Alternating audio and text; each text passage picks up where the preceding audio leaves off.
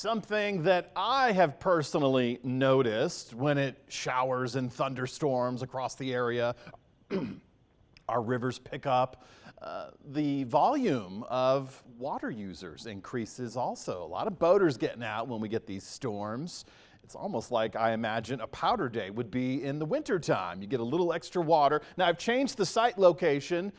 We're just below the diversion dam, so this comes right through Palisade, right past Grand Junction and Fruta. Water flow, cubic feet per second, just 650. This time last year, we were about 593. So this is slow, this is enjoyable, but you still need your flotation device. This river report sponsored by Jet Boat Colorado.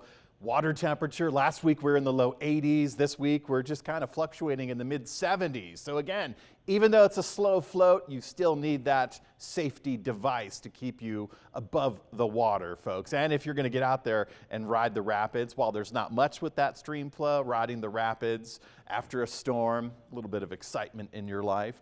We see some storm clouds off towards the east. We had a really impressive little number bouncing off Mount Garfield up through the Tibet Canyon a couple of hours ago. That has since expired, or I should say that's since diffused into the atmosphere. So there's not much outside of partly cloudy skies and a little bit of heat left in the day. The Grand Valley is likely going to put these storms to bed. We do have an incoming system up in the western portion of Garfield County right now, and I don't say system, I should just say an isolated cell, because further to the north we have dry air working in, so that's really suppressing all the storm coverage. We had that opportunity early this afternoon, but that has since expired as even more dry air filters into the region. Down to the southern zones, we haven't picked up any official rain for the Uncompahgre Valley, but we are watching more of the San Juans and more of our central mountain zones, because that's where we're starting to see some activity. In fact, we had some flood advisories for portions of, we still do till about 5:15, a couple of spots in western Montrose County, just getting some inundated rainfall.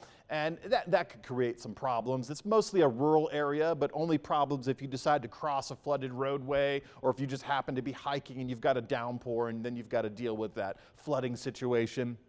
That's a result of some of the heavier showers that essentially parked themselves overhead, but have since faded out. We were under a flash flood watch as a result of the mid-afternoon storm coverage, but because those fizzled out, that flood watch has expired. I-70 is still open, but folks, remember, we're heading into a little bit more of an active pattern.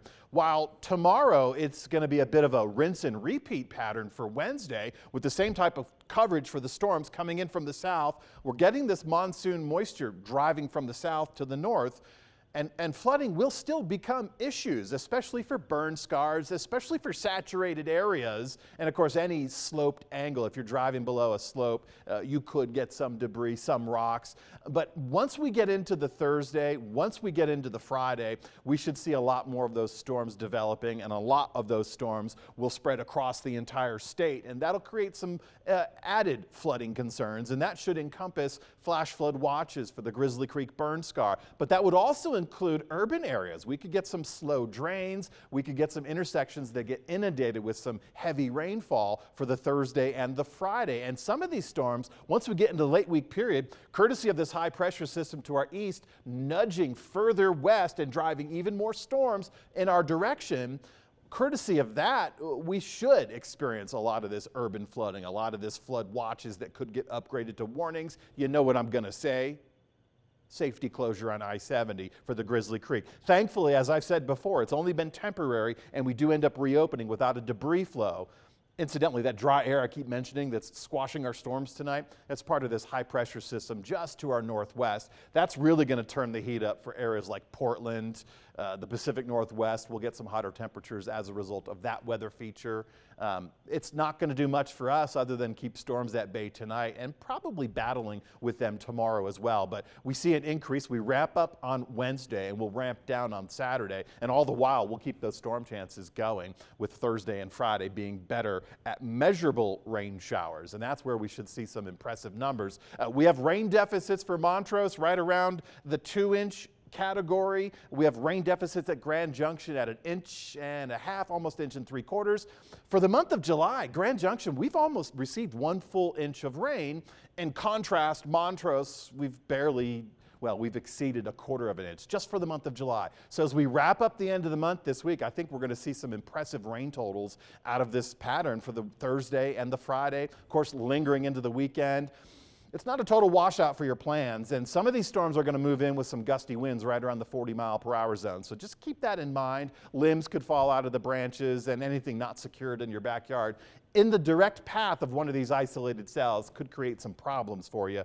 One of the benefits of these storms that we're going to get later this week is the lowered temperatures. That'll carry us into the start of the weekend, but it's a brief lull for the late weekend period, and not much of one, as many more locations like Montrose and Delta and Gunnison will maintain daily storm chances outside of our Thursday-Friday main event.